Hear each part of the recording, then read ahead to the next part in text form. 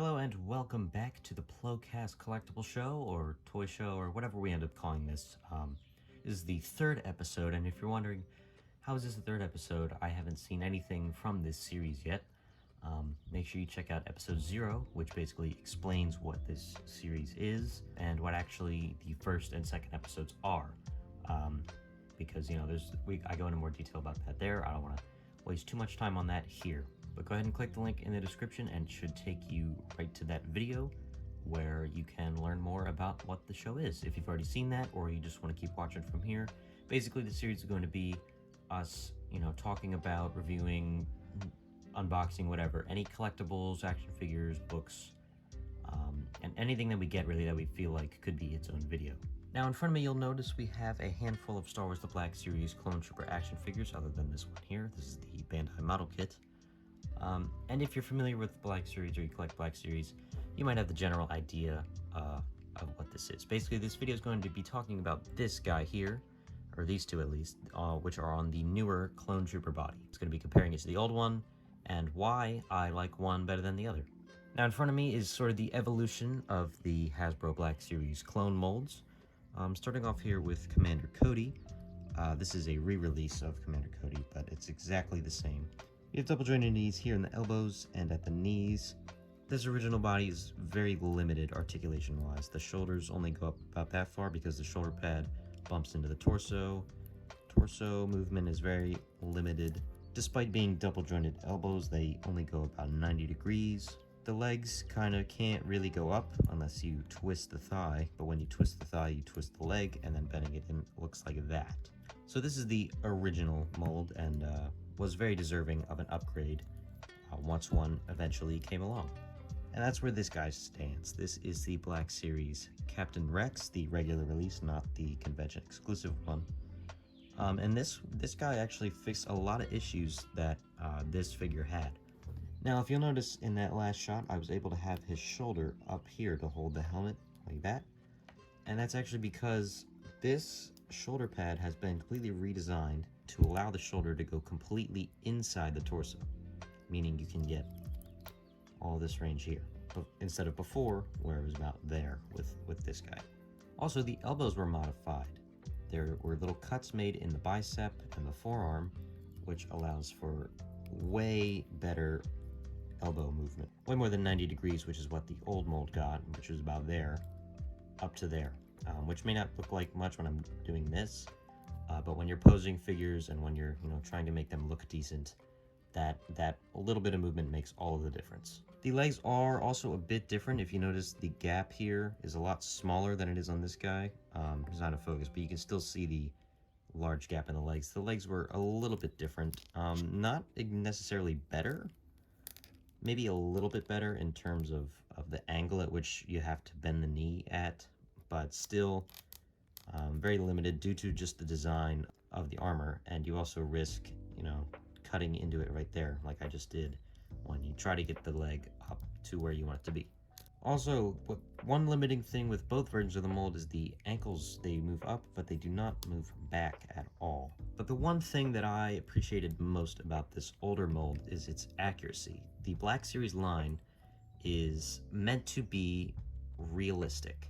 That's why you'll notice, if you're not familiar, that this Captain Rex action figure has a Tamora Morrison likeness, and the clone armor resembles that from the movies. That is because any figure in the Black Series line is meant to be realistic interpretations of a certain character, which is one of my biggest problems with the new mold. Seamless transition. Putting Rex off to the side, here we have the new clone mold. Well, I don't know why I put that in quotes. It is new. The first figure to actually use this mold was the Camino clone, but I did kind of modify. I used some Sharpie to put in the black line up here. So I wanted to use more of a clean looking figure. Now right off the bat, you'll notice some obvious differences. The shoulders, the arms have been completely redesigned, as well as the legs. One of the biggest problems about this is that due to it being single jointed instead of double jointed like these guys here, the armor, mine is modified, but the armor bits right here and right here were stuck to the figure in weird spots. See, when a clone bends their knee, this is what you'd expect, right? You'd think that the pad would be like on the kneecap, or at least maybe on the shin. With this new body, the knee pads are glued to the upper thigh, like that. I cut mine because I thought it looked ridiculous, and you can kind of see there where I cut, and I just used a black Sharpie and covered over the white plastic underneath to make it look a little smoother. But that's what you would have when you bent the knee, is that. With the elbows is the same thing. You can see right here where I cut the elbow pad, so that when you bend the elbow, you get the pad like actually on the elbow at an angle from the other two body parts, which is how it should be. These were glued up here, so you bend the arm and that's it. That's what it looks like. And to show you this unmodified, here we have the new Target exclusive Black Series Echo, which has a severely deformed helmet, but that could be a topic for another time. But you see here at the knee, when you bend the knee, the pad stays on the thigh, and that's the bend you get. Same with the elbow, you bend the elbow, and the pad stays on the bicep. Now, my problem with this is, well, I actually have quite a few problems with this. This does not get the same range that the old body does. Now, it goes about 90. You can push it more, but I'm gonna do this on this figure because I'm getting a new one. The more you push it, especially if you don't want to modify, it seems fine now, and if you leave it in that pose, it seems fine. When you bend it down, look at the elbow pad. It kind of bounces back because that's the type of plastic it is, but the forearm cuts into the shoulder pad, the front part of the shoulder pad here. When this guy was coming out and the Camino clone was coming out, I saw a lot of images online of people having broken this armband trying to push the articulation. You also lose the bicep swivel because the swivel is now at the forearm here, which also kind of warps the shoulder pads and generally just looks bad anyway. Now, is this mold more articulated than the old one? In most areas, yes. The legs are a big improvement other than these stupid knee pads. Because now, same restriction where you have to rotate the thigh to get the leg actually up to at least 90. Now you can rotate the bottom of the leg and bend it down if you want to do something like that. The problem with that, again, lies with the knee pad, because if you don't modify it, it's left looking like that. That's also another reason I modded it, because you can kind of fake the thigh being correctly positioned if you put the kneecap there, because then it's like, oh, okay, he's just lifting his leg up. In the ankle department, you get a lot more range down. Well, a lot more than 0 is a lot more. So you get this much range down when the old mode had none, if you remember. And it also goes up about the same, I believe. Also the pivot, but the old one also had pivot. So basically the leg articulation is much better. The torso articulation is also much better, right here. You couldn't do this on the old figure. And this new figure also has a neck joint as well as a head that can move, which gives you more head movement. Now, after saying all that, you may be wondering, why is this a bad mold? I want to make it known that to most collectors, this will not really be relevant. Most people who are general just Star Wars fans instead of heavy clone fans are not really going to care. This new body is great for them, for someone who doesn't mind accuracy and prefers articulation or just the vibe that it gives off, because it's a clone. You can tell it's a clone, and it still can look very nice in certain poses. But for people who are heavy set on accuracy, this just doesn't do it for me. We got Hawk in here. Take a look at the shoulder pad. The size difference is just so odd. They went with these super tiny shoulder pads in the new body. And to me, that from like a distance, it just is very obvious. When you look at the silhouette that these figures have, the shoulders are so much bulkier on this. This guy is odd, but he does use the old arms, the Rex arms. So there's that, and then we'll bring in Rex here, the torso. Now, for this torso to have all this articulation, alterations needed to be made. Now, if you see The ab section here, compared to here, is much shorter. This one is much more elongated. Now, to me, this just looks terrible. I do not like this at all.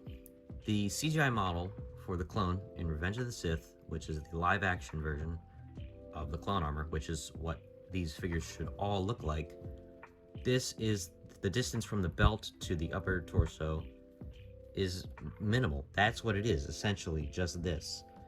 This guy, on the other hand, now, some of you may be looking at this like, are you kidding me? That's what you're looking at? Yes, because to me, and to a lot of people out there, that matters. The little details like that matter. I'll have it up on screen here, especially with their line about being dedicated to pristine replications of on-screen character, and like it's like a really snarky, claim that their figures are always top tier, pristine, accurate replications. This is not that. And if it's not the Revenge of the Sith clone, then you may be thinking, what is it? It is essentially an amalgamation of the animated clone from the Clone Wars and the realistic one. It's a Frankenstein's monster of two completely different styles of cinema and television, especially with this helmet. This helmet is horrible. If there's one, even the people that like this mold, and I do like it, but that's not the point here. Even people who prefer this mold have admitted that this helmet is just weird and bad. It's a mix of the animated clone helmet. It's got like the flat back, but like it's also got like some realistic details and then some animated details. It's really all over the place. The closest thing that I have seen to what this could possibly be is the Star Wars Battlefront 2 clone model. Now, I don't play Battlefront 2 that often, but what I believe is that they just used a character model, and then they made the 3D models of the clone armor, and then they just stretched it on whatever body they used, instead of making a new CG body in the game that would fit the armor. Because if you look at that clone model, it has the really tiny sunk shoulder pads with the arms sunken down. It has this gap at the torso, but then it has realistic, accessories. The Clone Wars clones have these belt packs all the way on the side here, and these are way simplified and less detailed, other than a handful of episodes. There's that arc with the droids and Wolf where they have the pouches on the front for once, but that's a rare occasion in the Clone Wars. The animated style is for them to be on the side, and a lot of this detail is not there. To show you what I mean, here is a Clone Wars Commander Cody figure. The belt is a little smashed in, but you can see the pouches are on the side here, and this is all reduced to little line detailing.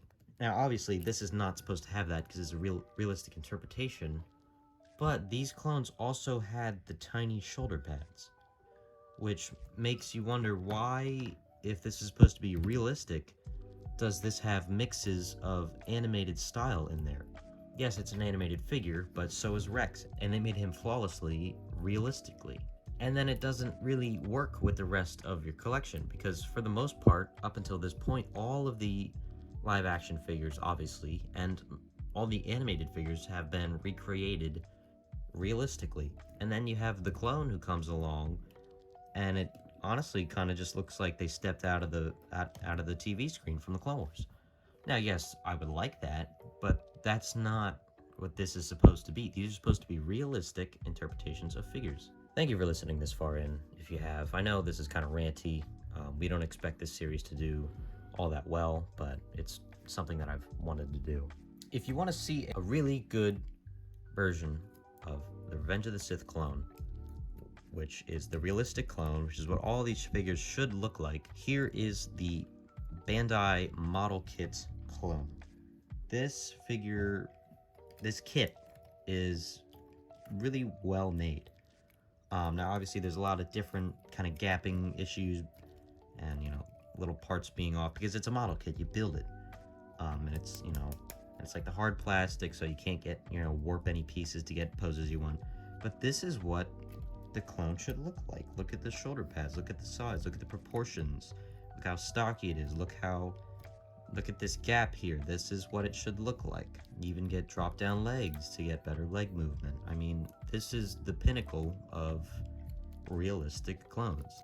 Here's the elbow pads. When you bend them in, now granted, this only does have 90 degrees, but it's a model kit, and also, look, that's what you're supposed to have. This mold was able to do that while getting more range. This helmet, I think, is great. Another benefit of the Bandai model kit clone is that it came with a Phase 1 helmet. Look at this helmet. This helmet is excellent. It looks just like the Attack of the Clones one. Goes on the figure really well. And there you go. Now you can have a Phase 1 clone that looks really good. Compare that to the old Black Series Phase 1 helmet. Not so bad. Now, here for reference is the Black Series Phase 1 Clone Lieutenant. You know, the colors are off on this thing. It's weird, whatever. But the Phase 1 helmet, hey, you can see me, hello. But this helmet is good. I mean, that looks accurate. That looks like what we see in the movie. Compared to this, it looks really good. I'd say the Bandai model kit is slightly better, but still, this is definitely acceptable for the retail price point. Now, Hasbro made a Phase 1 clone on the new body. What is that? I'm sorry, but what is that?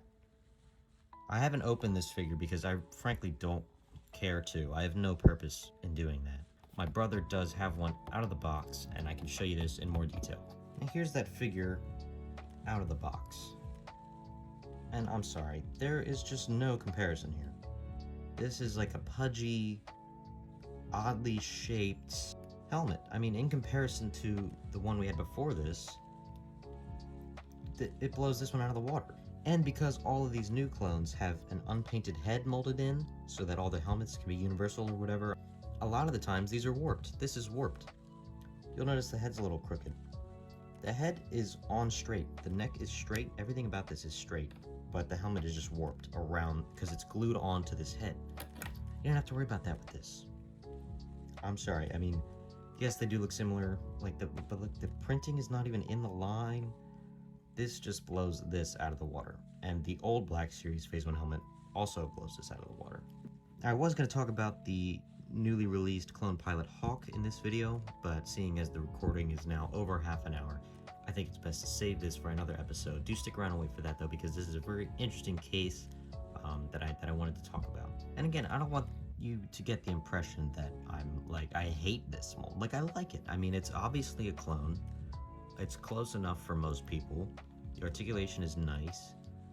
But in my opinion, this is just such a downgrade from this. You just had, all you needed to do was upgrade this a little bit. Maybe throw these legs on there, and it would have been fine.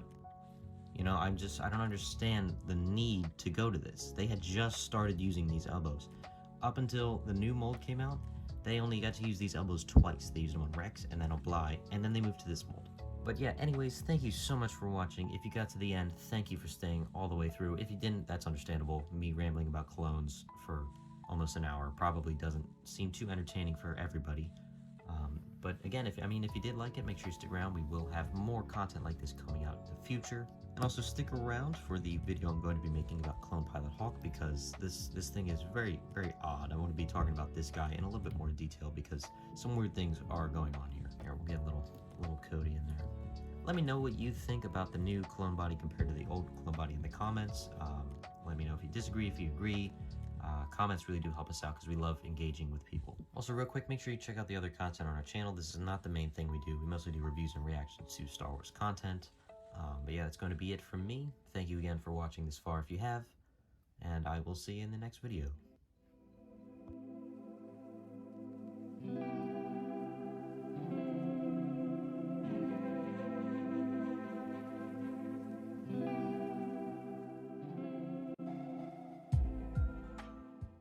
So if you made it